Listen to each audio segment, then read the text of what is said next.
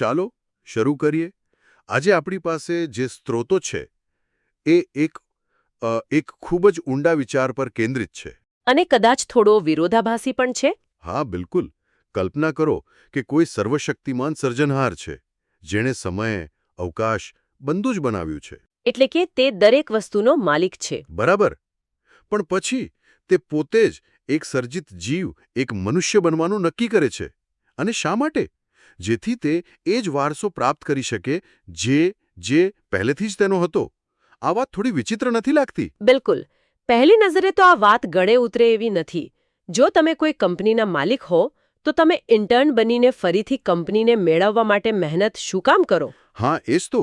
પણ આ સ્ત્રોતો કહે છે કે આ કોઈ નાટક નથી. આની પાછળ એક ઊંડા ઉદ્દેશ્ય સાથેની યોજના છે. આખી વાતનો સંબંધ શક્તિ સાથે નહીં, પણ અધિકાર સાથે છે. અધિકાર? હા, ખાસ કરીને ન્યાય કરવાના નૈતિક અધિકાર સાથે. ઓકે, આ રસપ્રદ છે. એટલે કે સર્વશક્તિમાન હોવું એ ન્યાય કરવાનો અધિકાર આપવા માટે પૂરતું નથી? આ લખાણો પ્રમાણે તો ના. શક્તિ તમને કંઈક કરવાની ક્ષમતા આપે છે, પણ અધિકાર તમને તે કરવાની યોગ્યતા આપે છે. આ સ્ત્રોતો એવી દલીલ કરે છે કે સર્જનનો ભાગ બનીને, મનુષ્ય તરીકે જીવીને અને મૃત્યુનો અનુભવ કરીને ઈશ્વરના આ દ્વિતીય સ્વરૂપે એટલે કે પ્રભુ ઈસુએ ન્યાય કરવાનો એક નૈતિક અને આધ્યાત્મિક પાયો સ્થાપિત કર્યો. જાણે કે તેઓ બ્રહ્માંડની અદાલતમાં પોતાનો કેસ સાબિત કરી રહ્યા હોય. બરાબર. કે તેમનું શાસન માત્ર શક્તિ પર નહીં, પણ સમજ, અનુભવ અને ન્યાય પર આધારિત છે. સમજાઈ ગયું. તો આ શાસન કરવાની યોગ્યતા જ તેમને મસીહા બનાવે છે. મેં વાંચ્યું છે કે આ સ્ત્રોતોમાં મસીહા તરીકેની એમની 3 મુખ્ય ભૂમિકાઓ છે: પૈગંબર, યાજક અને રાજા. હા, અને આ ત્રણેય ભૂમિકાઓ એકબીજા સાથે જોડાયેલી છે. પૈગંબર તરીકે તેઓ સત્ય શું છે અને પાપ શું છે તે ઉજાગર કરે છે. જાણે અંધારામાં ટોર્ચ બતાવીને રસ્તો સાફ કરે. બરાબર. યાજક તરીકે જેઓ પશ્ચાતાપ કરે છે તેમના પાપો માટે પ્રાયશ્ચિતનું માર્ગ ખોલે છે. અને રાજા તરીકે જેઓ પાપમાં જ અડગ રહેવાનું પસંદ કરે છે તેમનો ન્યાય કરે છે. આ ત્રણેય ભૂમિકાઓ મળીને અભિષિક્ત વ્યક્તિનો ખ્યાલ પૂરો પાડે છે. પણ મને એક પ્રશ્ન થાય છે. પૈગંબર સત્ય બતાવે, યાજક દયા કરે અને રાજા ન્યાય કરે. આ ભૂમિકાઓમાં ક્યારેક સંઘર્ષ ન થાય? મતલબ કે એક રાજા માટે દયા બતાવવી એ ક્યારેક નબળાઈ ગણાઈ શકે છે? ખૂબ સારો પ્રશ્ન છે. અને આ સ્ત્રોતોનો જવાબ ક્રોસમાં રહેલો છે. આ ભૂમિકાઓ ક્રોસ પહેલા પણ હતી, પણ ક્રોસ દ્વારા તેની પુષ્ટિ થાય છે. તેને સંતુલિત કરવામાં આવે છે. ઓકે. એક રસપ્રદ ઘટનાક્રમ છે.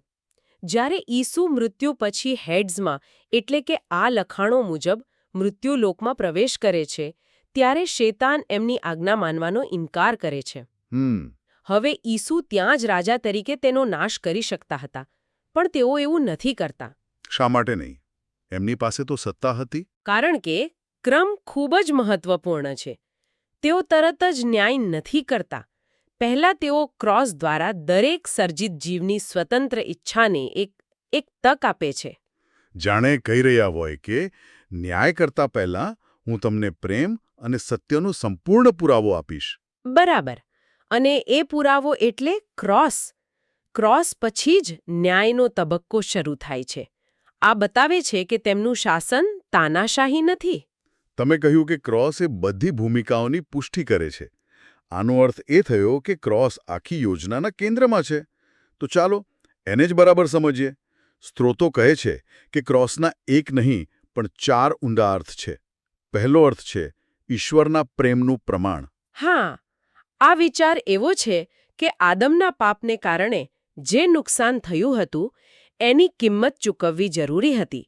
અને એ કિંમત એટલી મોટી હતી કે કોઈ મનુષ્ય કે દેવદૂત તે ચૂકવી શકે તેમ નહોતો. તો પછી?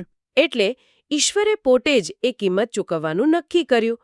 ક્રોસે જાણે ઈશ્વરનું બ્રહ્માંડને કહેવું હતું કે હું તમને એટલો પ્રેમ કરું છું કે તમને બચાવવા માટે હું પોતે મરવા તૈયાર છું. આ માત્ર કહેવાની વાત ન હતી. ના, આ કરી બતાવવાની વાત હતી. એટલે કે આ એક પ્રકારનું શો ડોન્ટ ટેલ જેવું છે. ફક્ત હું તને પ્રેમ કરું છું કહેવાને બદલે એવું કંઈક કરવું જે એ પ્રેમને સાબિત કરે. ઓકે, તો બીજો મુદ્દો છે આજ્ઞાઓના વજનની સ્થાપના. આનો શું અર્થ? આ પહેલા મુદ્દા સાથે જ જોડાયેલો છે. જો પાપ જેવી નાની ભૂલની કિંમત ચૂકવવા માટે ખુદ સર્જનહારને આવવું પડે તો એનો અર્થ શું થયો? કે એ કોઈ નાની ભૂલ નથી. બરાબર. એનો અર્થ એ થયો કે ઈશ્વરની આજ્ઞાઓનું વજન ખુદ ઈશ્વર જેટલું જ છે. ક્રોસ પછી કોઈ એમ ન કહી શકે કે ઈશ્વરના નિયમો તોડવાથી શું ફરક પડે છે? ફરક પડે છે. એટલો મોટો ફરક કે ખુદ ઈશ્વરને તેની કિંમત ચૂકવવી પડી. ચોક્કસ. વાહ, આ એકદમ અલગ દૃષ્ટિકોણ છે. એટલે કે નિયમો મનસ્વી નથી, પણ વાસ્તવિકતાના બંધારણનો ભાગ છે અને તેને તોડવાના પરિણામો ગંભીર છે. આ મને ત્રીજા મુદ્દા પર લાવે છે, ઈશ્વરના ન્યાયનું પ્રમાણ. બરાબર. જો ઈશ્વર ન્યાયી છે તો તે કોઈની પણ સાથે પક્ષપાત ન કરી શકે. પાપની સજા નક્કી જ છે. સ્ત્રોતો કહે છે કે પોતાના પુત્રને ક્રોસ પર જવા દઈને પિતા ઈશ્વરે એ સાબિત કર્યું કે ન્યાયના મામલે કોઈ અપવાદ નથી. જો તેમનો પોતાનો પુત્ર પણ પાપનો બોજ ઉઠાવે છે તો તેને પણ એ કિંમત ચૂકવવી જ પડે છે. આનાથી એ સ્પષ્ટ થાય છે કે ઈશ્વરનો ન્યાય સંપૂર્ણપણે નિષ્પક્ષ છે. કોઈ પણ ગુનેગાર એમ ન કહી શકે કે મારી સાથે અન્યાય થયો. સાચી વાત છે. આ વાત ઘણા લોકોને કદાચ કઠોર લાગે, પણ આ લખાણોની દલીલ એ છે કે સાચો પ્રેમ અને સાચો ન્યાય એકબીજાના વિરોધી નથી. સાચો પ્રેમ ખોટાને ખોટું કહેવાની હિંમત રાખે છે. અને ચોથો મુદ્દો, જે મને સૌથી ભયાવહ લાગ્યો, પાપની ચરમસીમાનું પ્રદર્શન. હા, આ સમજવું થોડું અઘરું છે. આ વિચાર એવો છે કે પાપનો માર્ગ ક્યાં લઈ જાય છે, એની અંતિમ મંઝિલ કઈ છે. ક્યાં? સ્ત્રોતો કહે છે કે શૈતાન, જે ઈશ્વરની આજ્ઞાનો સતત અનાદર કરતો હતો, તેને જ્યારે તક મળી ત્યારે તેણે શું કર્યું? તેણે ઈશ્વરની જ હત્યા કરી દીધી. ક્રોસ એ વાતનો જીવતો પુરાવો છે કે પાપ અને બંડનો અંત ઈશ્વરના વિનાશની કોશિશમાં જ આવે છે. તે બતાવે છે કે પાપ એ કોઈ મજાક નથી, પણ એક એવી વિધ્વંસક શક્તિ છે જેને જો રોકવામાં ન આવે તો તે સર્જનહારને જ ખતમ કરવા માંગે છે. એટલે જ પાપનો સંપૂર્ણ નાશ થવો જરૂરી છે. એક મિનિટ. આ ચારેય મુદ્દાઓને સાથે મૂકીએ તો ક્રોસ એક જ સમયે પ્રેમ, કાયદાનું મહત્વ, નિષ્પક્ષ ન્યાય અને પાપની ભયાનકતા આ બધું એકસાથે સાબિત કરે છે.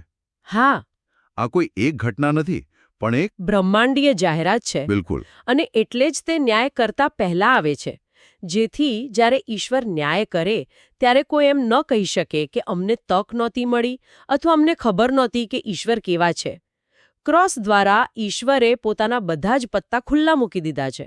હવે પસંદગી સર્જિત જીવોની છે.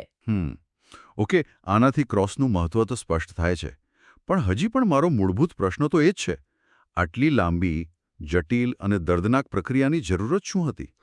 ઈશ્વર તો સર્વશક્તિમાન છે. તેઓ એક ક્ષણમાં બધું બરાબર કરી શકતા હતા.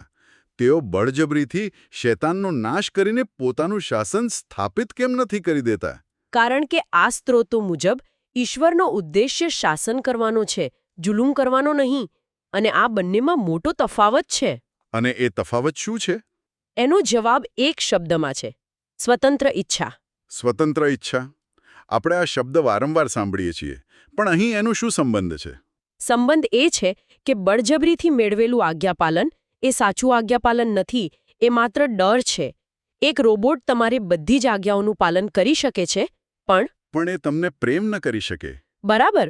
ઈશ્વરને એવા જીવો નહોતા જોઈતા જે ડરથી એમની પૂજા કરે. એમને એવા જીવો જોઈએ છે જેમના પ્રેમને અને ન્યાયને જોઈને, સમજીને સ્વેચ્છાએ એમને અનુસરવાનું પસંદ કરે.